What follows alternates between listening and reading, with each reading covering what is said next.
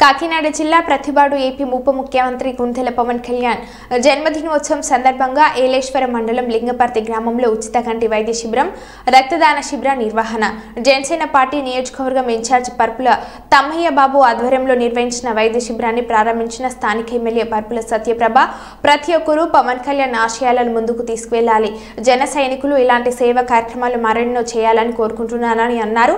వరదల కారణంగా రాష్ట్రంలోని పలు ప్రాంతాలు నీట మునిగాయి. కూటమి నాయకులు, కార్యకర్తలు సహకార కార్యక్రమాల్లో పాల్గొనాలి అని అన్నారు.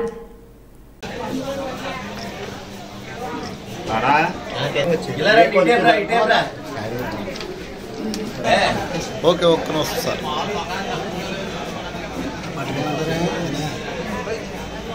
అలా పట్టుకోండి సార్.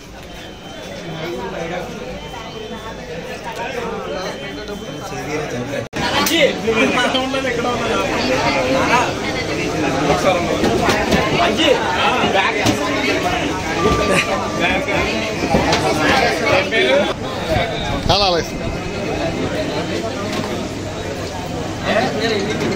ఓకే అండి. Okay sir. ఓకే అండి.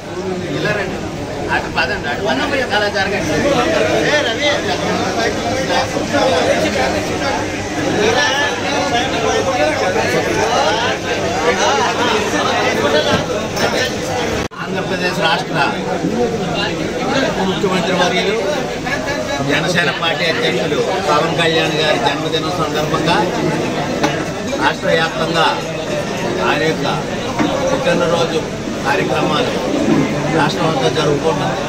అందులో భాగంగా ఈ రోజున ప్రతిపాడు నియోజకవర్గం నుంచి ఈ యొక్క జనసేన పార్టీ తరఫున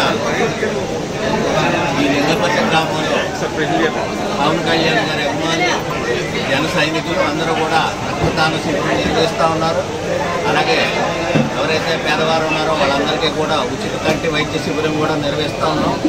దీనికి ముఖ్య అతిథిగా వచ్చినటువంటి స్థానిక ఎమ్మెల్యే శ్రీమతి సత్యప్రభ గారికి అభినందనలు తెలియజేస్తూ పవన్ కళ్యాణ్ యొక్క ఆశయాలు ఈ రోజున రాష్ట్ర వ్యాప్తంగా ప్రతి ఒక్కరికి కూడా ఆయన యొక్క కార్యక్రమాలు ఇదోని ప్రతి ఒక్కరు కూడా అడ్మైర్ అయ్యి ఆయన పట్ల ఆకర్షితులయ్యి ఈ రోజున ఈ కార్యక్రమాలన్నీ స్వచ్ఛందంగా చేస్తూ ఉన్నారు. చాలా సంతోషం ఈ విషయంలో. పవన్ కళ్యాణ్ నాయకత్వాన్ని బలపరిచే విధంగా ఈ కార్యక్రమాలన్నీ ఉండడం రేపే దురదృష్టవశాత్తు మరి ఈ రోజున రాష్ట్రంలో 75% వరదల్లో చిక్కుకొని రాష్ట్రం అంతా కూడా వెలవెల్లాడుతూ ఉంది. మరి అందుకని పవన్ కళ్యాణ్ గారు స్వయంగా ఈ కేకులు కట్ చేయడం కానీ ఇటువంటి కార్యక్రమాలన్నీ ఆపి పేద ప్రజలు ఎవరైతే వరదల్లో చిక్కుకుని ఉన్నారో వాళ్ళకి సహాయ సహకారాలు అందించమని చెప్పేసి కూడా ఆయన ఆదేశాలు జారీ చేసి ఉన్నారు. భగవంతుడి దయ వల్ల మన ఏరియా మెట్ట ప్రాంతం వల్ల మనకి వరద యొక్క ఇబ్బంది లేని కారణంగా మరి ఇక్కడ మన కార్యక్రమాలు సజావుగా చేసుకుంటూ ఉన్నాం.